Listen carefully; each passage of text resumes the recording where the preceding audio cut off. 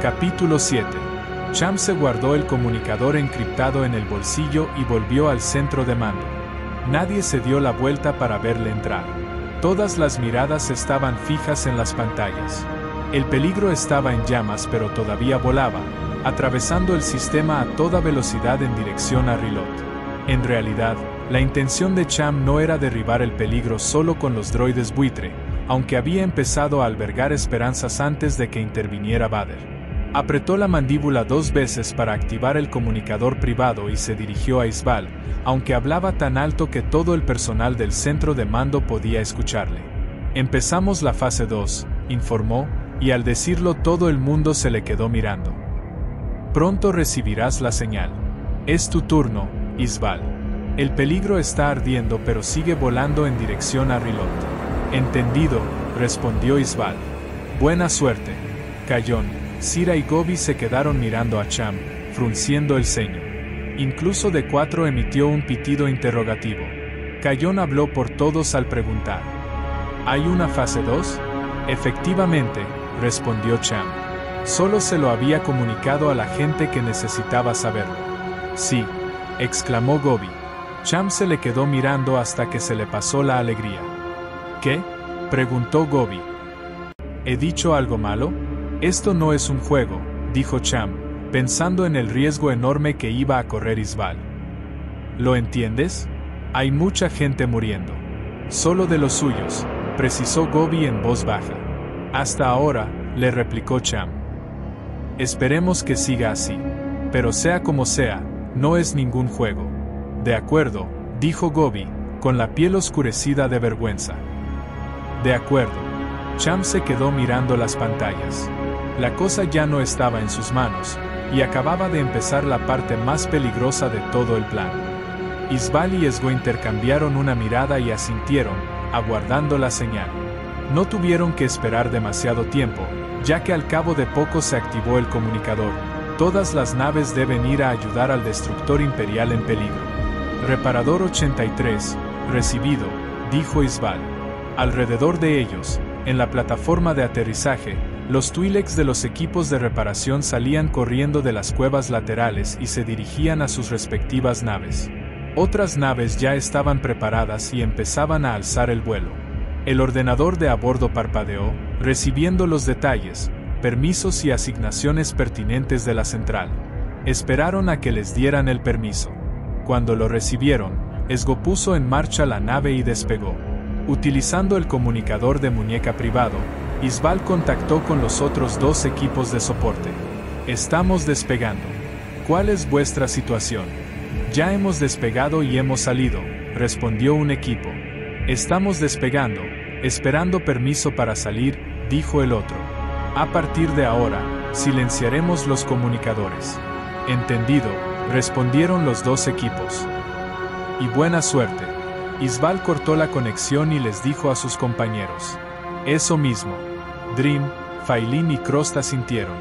Con Esgo a los mandos de la nave, salieron del muelle de aterrizaje. Al salir al aire libre, notaron los potentes vientos de Rilot. Inmediatamente empezaron a acelerar a máxima velocidad atmosférica. Se alejaron rápidamente de la superficie seca y rocosa de Rilot. En unos momentos, la luz del atardecer del planeta se convirtió en la oscuridad del espacio. Estamos saliendo de la atmósfera exterior, anunció Esgo, comprobando los instrumentos. Acelerando al máximo. Tiempo estimado de llegada, menos de 1 hora. El espacio se llenó con una flota de naves de reparación, algunas imperiales, pero la mayoría rilotianas, todas ellas volando en dirección al destructor estelar dañado. Al pasar a toda velocidad por delante de las lunas de Rilot, Isbal miró fugazmente la pequeña luna rocosa donde estaban Cham y muchos miembros del movimiento, escondidos en una de sus bases subterráneas más antiguas. Varios cazas ala V salieron a acompañarlos, procedentes de las bases imperiales de la luna más grande, donde vivía la MOF. Isbal apretó la mandíbula para activar el comunicador privado con Cham. Estoy pasando cerca de ti. Pronto saldremos de las órbitas de las lunas. Después ya perderemos la comunicación. Tiene que ser entrar y salir, Isbal. Tan rápido como puedas. La velocidad es tu aliada. Isbal asintió con la cabeza. ¿Dicen algo los imperiales sobre Vader y el emperador? Por todas las frecuencias se habla de ellos. Todo el mundo está sorprendido de que estén a bordo. Pero no se sabe con seguridad si todavía están vivos. El peligro avanza hacia Rilot rápidamente. Ya ha pasado del cinturón de asteroides. ¿Y Ta? Cham se echó a reír. A nadie le interesa Ta, solo a nosotros. Ahora mismo no tiene demasiada importancia. El comunicador crepitó en el oído de Isval. Estaba perdiendo la conexión. Cham dijo algo que ella no pudo entender. ¿Me lo repites? Planea bien la huida, Isval. ¿Me oyes? Isval sonrió. Tendría que haberlo imaginado. Entendido, Cham. La flota de naves de reparación seguía atravesando el sistema. Ahí está, exclamó Esgo, señalando el radar. En un extremo del área de escaneo, acababa de aparecer una nave. Ese es. A través de la ventana, a lo lejos, Isval vio el peligro. Al principio era un punto pequeño, que poco a poco fue creciendo hasta convertirse en un triángulo. Se inclinó hacia adelante en el asiento. A medida que se acercaban, la nave se iba haciendo cada vez más grande. Failin, Dream y Cross se levantaron de sus asientos en la parte trasera de la zona de carga para mirar por encima de Isval y Esgo. Dream silbó. Failin blasfemó. Cross exhaló, alterado. ¿Estás bien?, le preguntó Isval. Sus lecus se reavivaron. ¿Yo? Sí, muy bien. Está en muy mal estado, comentó Esgo, refiriéndose al destructor. Eso parece, dijo Isval. La visión del peligro en semejante estado le daba muchos ánimos. Mirad todos esos incendios, observó Dream. Los buitres han hecho un buen trabajo. Ahora nosotros tenemos que hacer el nuestro, dijo Isval. Todos asintieron con la cabeza. El muelle de aterrizaje delantero del peligro estaba gravemente dañado. El elegante diseño rectilíneo de la abertura principal se había convertido en un perfil abrupto. Parecía más bien una boca enorme, abierta para tragarse las estrellas. Por todas partes salían llamas de múltiples incendios, que se habían hecho bastante grandes. Y eso era lo único que Isval podía ver desde esa distancia y ese ángulo. Podía imaginar que los droides zumbadores explosivos modificados de Cayón habían causado estragos en el interior del destructor estelar. O eso esperaba. Le produjo una gran satisfacción pensar en la cantidad de imperiales que ya habrían muerto. Y los que faltan, murmuró para sus adentros. ¿Qué dices?, le espetó Esgo. Nada, estaba hablando sola. ¿Ya haces como Cayón?, bromeó Esgo. ¿Ahora te pasarás el día murmurando? Isval sonrió. Toda la superestructura estaba ennegrecida por los daños causados por los droides buitre. Una explosión había convertido la antena de sensores delantera en una masa de metal escarpado, que daba vueltas sin sentido. El destructor avanzaba a toda velocidad, deslizándose rápidamente por el espacio a pesar de los daños. Una flota miscelánea de naves antiincendio de todas las formas y tamaños, tanto imperiales como Twi'leks, revoloteaba alrededor del destructor, lanzando descargas de espuma antifuego. Las naves más pequeñas seguían trayectorias paralelas al destructor estelar, manteniéndose al mismo ritmo. Se acerca rápidamente a Rilot, observó Failin. Creo que se sienten vulnerables, dedujo Esgo. Su comentario jocoso levantó alguna sonrisa, pero nadie se rió. Isval nunca había estado tan cerca de un destructor estelar. A medida que se acercaba, su masa descomunal empezó a ocupar todo el campo de visión de la carlinga. Isval estaba muy sorprendida, pero no permitió que las dimensiones del destructor la impresionaran. Si el movimiento quería asestarle un golpe al imperio, tenían que hacerlo a esta escala. Y necesitaban matar a muchos imperiales para que doliera de verdad. Y lo más importante, tenían que acabar con Vader y el emperador. Dirigió la mirada al puente de mando, donde se imaginaba que se encontrarían si seguían vivos. Hay que estar atentos, le pidió al equipo. Asintieron con la cabeza, boquiabiertos todos ante la grandeza del destructor estelar. El canal de comunicaciones transmitía órdenes y conversaciones. La tripulación del destructor estelar iba dando órdenes a las naves de reparación que llegaban. Isval esperaba la llamada. No tardó en llegar. Aquí el reparador 83 de Rilot, respondió Isbal. Puerto 45A, dijo la voz, a la vez que les enviaban instrucciones para la computadora de navegación. Isbal hizo una comprobación rápida y vio que el puerto 45A estaba en la popa, muy lejos de su objetivo. Llamó por el comunicador. Aquí el reparador 83, otra vez. Señor, tengo un equipo de especialistas a bordo. Se supone que tenemos que ayudar en la reparación de los motores. Reparador 83, no tenemos ningún parte al respecto. Ahora mismo las cosas en el planeta son un caos, señor, como se puede imaginar. Hemos recibido la llamada y hemos despegado inmediatamente. Las órdenes y los partes no son una prioridad ahora mismo. Lo importante es que el peligro siga volando. Mi equipo será de más ayuda si podemos trabajar en el compartimento del motor. Entendido, reparador 83. A ver, entonces, muelle 266. Isbal buscó la ubicación del muelle 266 y vio que estaba cerca del compartimento del motor, y no demasiado lejos de la sala del hiperimpulsor. 266, repitió ella. Gracias, puente de mando. Allá vamos, dijo Esgo. Notó el cambio en los miembros de su equipo. Los nervios, la excitación, esa tensión silenciosa que los oprimía. Ella también lo notaba, así que les dio algo que hacer.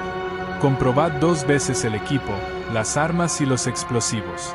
Todo el mundo tiene que ir armado sin que se vea nada. Y respirad profundamente.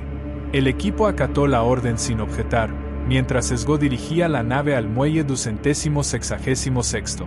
Isbal hizo un análisis en el ordenador para ver a qué muelles habían asignado a las naves de los 2 equipos señuelo. Memorizó los números de los muelles. Mientras tanto, el ordenador de a bordo adaptó su velocidad a la del destructor estelar, al tiempo que Esgo viraba y se dirigía al puerto de acople del muelle 266. El babor de la nave de reparación se acopló con el babor del peligro y se sellaron las juntas. Una luz verde anunció un sellado correcto. Poned cara de trabajo, ordenó Isbal. Todos asintieron y los Twi'leks agitaron sus lekku. Todo el mundo estaba serio. Allá vamos, exclamó Isbal. Tomó la palanca de mando del palé antigravitatorio, que consistía en una especie de trineo enorme con numerosos compartimentos repletos de herramientas y piezas, y abrió la compuerta que comunicaba con el peligro. Lo primero que advirtió fue el sonido, el estrépito de las alarmas, las voces incesantes de los comunicadores de la nave, el ajetreo del pasillo repleto de gente.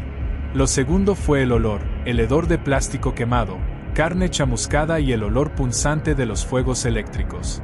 A lo largo y ancho del vestíbulo había terminales que se habían salido de la pared, con los cables colgando y soltando chispas. Numerosos oficiales de uniforme corrían por los pasillos, solos o en grupo. Todos parecían estar superados por las circunstancias y hablaban a toda prisa por sus comunicadores de muñeca. Vieron varios hombres y mujeres heridos sentados de espalda a la pared. La sangre iba dejando manchas en sus uniformes y en el suelo blanco impoluto. Pequeños droides ratón rodaban de aquí para allá en medio del caos. A Isbal le picaban los ojos a causa de la neblina de humo que se acumulaba junto al techo. La ventilación todavía no la había podido eliminar. «Tú», gritó un oficial. Se le aceleró el corazón, pero no permitió que esto le afectara a la expresión. Permaneció tranquila. El oficial, un humano pelirrojo y pecoso, llevaba una tableta de datos en la mano. Le dijo algo a su comunicador de muñeca mientras Isbal giraba el palé antigravitatorio hacia el oficial. Su equipo la siguió. Un grupo de soldados de asalto salió de un pasillo lateral y se les acercó. Isbal se quedó congelada durante unos segundos y se llevó la mano al blaster. Pero antes de que pudiera desenfundar, los soldados de asalto ya habían pasado de largo y se alejaban por el pasillo. Isbal parpadeó y trató de volver en sí, haciendo ver que buscaba una herramienta con la mano. «Identificación», ordenó el oficial. Dejó el palé y se acercó al oficial. Le dio su tableta de datos, que contenía sus credenciales falsificadas. Confiaba en que no las estudiara con demasiada atención. «Somos del reparador 83. Equipo de reparación del motor. Vamos». «Muy bien, muy bien». Miró la tableta solo por encima, Entonces introdujo unos datos en la suya. Frunció el ceño por algo que vio, y entonces le hizo un gesto a un oficial subalterno que estaba ahí cerca. Teniente Grolt, lleve a este equipo de reparación. Señor, ya sabemos a dónde vamos, le interrumpió Isval. El oficial siguió hablando, como si ella no hubiera abierto la boca. Lleve a este equipo de reparación a los accesos del motor. Al ver al teniente Grolt, delgado como un árbol látigo, Isval se acordó del oficial al que dio una buena paliza en el octágono. La palidez y la expresión de su cara indicaban que su mundo se estaba desmoronando con el ataque al peligro. Hasta ahora, tanto él como el resto de la tripulación se habían sentido invulnerables en el destructor estelar. Isval disfrutaba viendo que se sentían vulnerables, que sentían un miedo parecido al que tenían que sufrir todos los Twi'leks día tras día. Por supuesto, señor, dijo Grolt, haciéndole un saludo al oficial. Entonces se dirigió a Isval y a su equipo. Síganme. El teniente se movía rápidamente por entre el caos. Isval clavó la mirada en el cogote del oficial, pensando en formas de matarle si llegaba el momento. El palé antigravitatorio les ayudaba a abrirse paso a través del tumulto del pasillo. Por toda la nave el panorama era el mismo: daños graves, fuego, alarmas, bajas, humo y personal corriendo de un lado a otro, sin prestarle atención al resto. A medida que avanzaban, Isval repasó de memoria el diagrama aproximado del destructor estelar que había memorizado. Se estaban aproximando al objetivo, pero pronto tendrían que desviarse. Intercambió una mirada de complicidad con Esgo, que asintió discretamente. ¿Sabe una cosa, teniente? Desde aquí ya sabemos ir, le dijo Isval a Grolt. Seguro que tiene otras cosas que hacer. El teniente ni siquiera se dio la vuelta para mirarla. Me han dado una orden, Twi'lek, le espetó. Isval se dio cuenta de que la idea de matarlo era cada vez más probable. Por supuesto, respondió ella. Isval y Esgo se miraron y asintieron al unísono. Llegaron a un ascensor y se apiñaron en su interior. Isval colocó el palé antigravitatorio de modo que el ascensor quedara lleno. Grolt pulsó el nivel 29 en el panel de control del ascensor. Llegó otro oficial imperial, que intentó entrar, pero Esgo se puso en medio.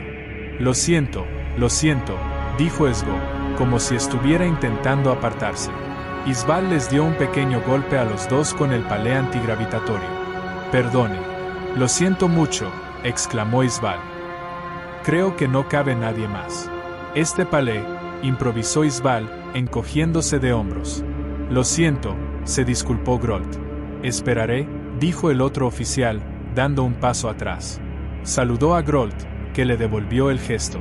En cuanto se cerraron las puertas, Isval sacó el blaster que llevaba escondido en la parte de atrás de la cintura. Le disparó en la nuca a Grolt, que se desplomó sin hacer ruido. El disparo del pequeño blaster le dejó la cabeza intacta. La herida, cauterizada por el disparo de blaster, no llegó a sangrar. Esgo y Dream no necesitaban instrucciones. Abrieron uno de los compartimentos más grandes del palé y empezaron a introducir el cuerpo de Grolt en su interior. Deprisa, le surgió Isval. Isval observaba la pantalla digital, que iba mostrando las plantas. 22, 23. Venga. Failín los ayudó, retorciendo los brazos de Grolt en ángulos imposibles, rasgando cartílagos y empujando con fuerza la cabeza de Grolt hasta que entró completamente. 29. Esgo cerró el compartimento y se abrieron las puertas del ascensor.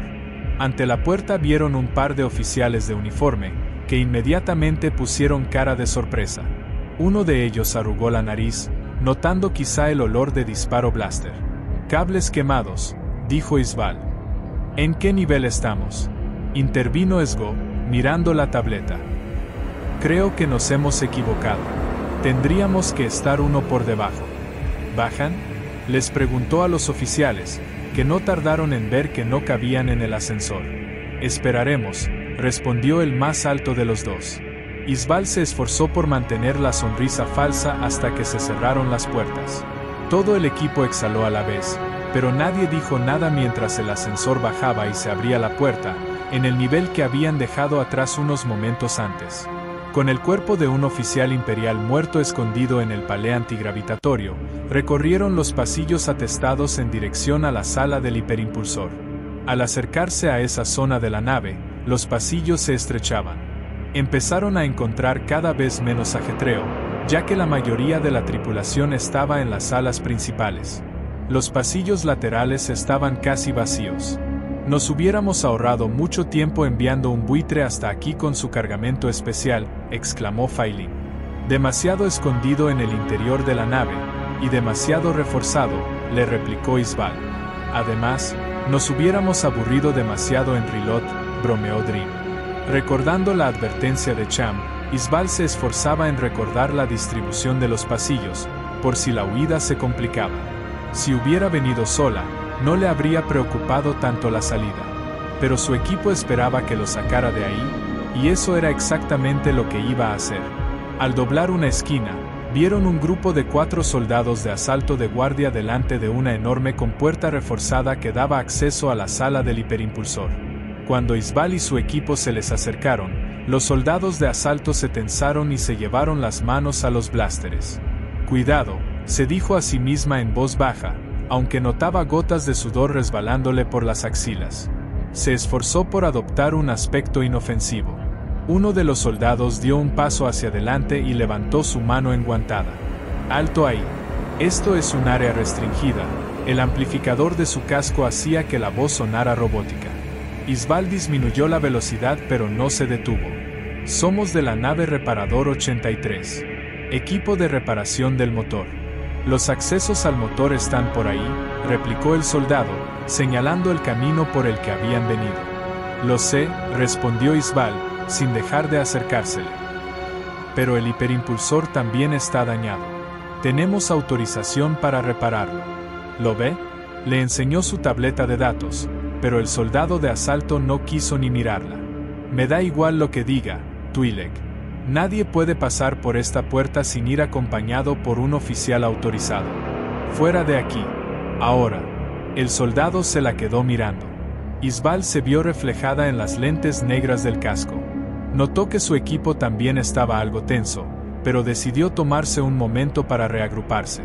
«De acuerdo», dijo ella. «Iremos a buscar a un oficial y volveremos». Ya le estaba dando la vuelta al palé antigravitatorio cuando se escuchó un ruido desde dentro del compartimento principal, una voz. Alguien estaba llamando por el comunicador del Teniente Grolt.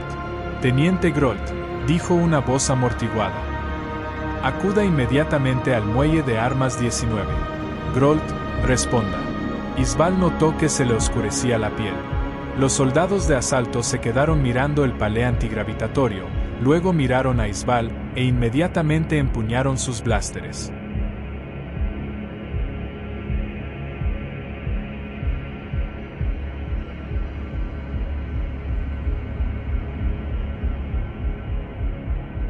La ira creciente de Vader le acompañaba mientras el ascensor subía hacia el puente de mando. Al abrirse las puertas, se encontró con una nave en crisis. Los oficiales de rostros cenicientos se dedicaban a sus tareas con profesionalidad. El aire iba lleno del zumbido de los comunicadores y de las órdenes que gritaban los oficiales. Llegaban informes de daños de todo el destructor estelar y los oficiales se encargaban de asignar tareas con voz de urgencia al personal apropiado. Era como una sinfonía de fuego y muerte. Luit iba de un puesto a otro escuchando informes, emitiendo órdenes, intentando recuperar el control de la situación. Un miembro de la tripulación pasó corriendo al lado de Vader y entró en el ascensor. El emperador seguía en el mismo sitio de antes, en la plataforma elevada del centro del puente de mando. Orn Free Taa estaba cerca de él, con la mirada baja, inclinando la cabeza para ver el contenido de las diversas pantallas. Todas las miradas se volvieron hacia Vader cuando se acercó por la plataforma central. Sin aminorar el paso, utilizó la fuerza para coger a Orn Free Taa. Levantó del suelo al Twi'lek Orondo y lo dejó suspendido delante del emperador. Taa, boquiabierto y temblando, se agarraba la garganta y respiraba con dificultad. Vader fue con cuidado para no matarlo. «Todavía no. Lord Vader ha vuelto», anunció el emperador. «Pareces disgustado, viejo amigo». Soltó a Taa, que cayó al suelo boca abajo. Vader se colocó al lado del emperador, alzándose sobre Taa. Señaló al Twi'lek con el dedo. Hay un traidor entre sus filas, senador. Y ese traidor es responsable de lo que acaba de pasar aquí. Taa se quedó de piedra al oír aquello. No sabía qué decir. Acariciándose la garganta, se apartó un poco de Vader. ¿Qué está pasando?, preguntó Luit, subiendo los escalones de 2 en 2 desde el nivel inferior. ¿Este pedazo de escoria alienígena es un traidor? Taa se puso en pie, gruñendo y resoplando. Su mirada suplicante alternaba entre Luit, Vader y el emperador. No, él no, respondió el emperador. Pero uno o más miembros de su equipo sí. Mi emperador, dijo Taa, con la voz todavía afectada por el estrangulamiento de Vader. Lord Vader, yo no tenía ni idea. Si lo hubiera sabido, resopló y se puso firme. Le prometo que encontraré a los traidores responsables de este ataque repugnante. Ah, le creo, le interrumpió el emperador, con desdén. Pero eso no le exime de su culpa, senador. Hay un traidor entre sus filas y no se ha enterado. El emperador hizo una señal a los guardias reales, que se colocaron al lado y lado del senador. A Taa le temblaba la barbilla. Parecía a punto de ponerse a llorar. Sus ojos se dirigían a los guardias, a Vader, de Vader al emperador. Mi emperador, ojalá pudiera. Confine todo el personal del senador en sus aposentos, le ordenó el emperador a Luit. Tienen prohibido el acceso a terminales de ordenadores y equipos de comunicación. Preséntelo como una práctica habitual en situaciones de este tipo. Lord Vader les interrogará cuando lleguemos a Rilot. A Vader le pareció una perspectiva muy deseable. El emperador se volvió hacia Taa. Senador, confío en que puedo contar con usted en todo lo referente a Rilot. ¿No?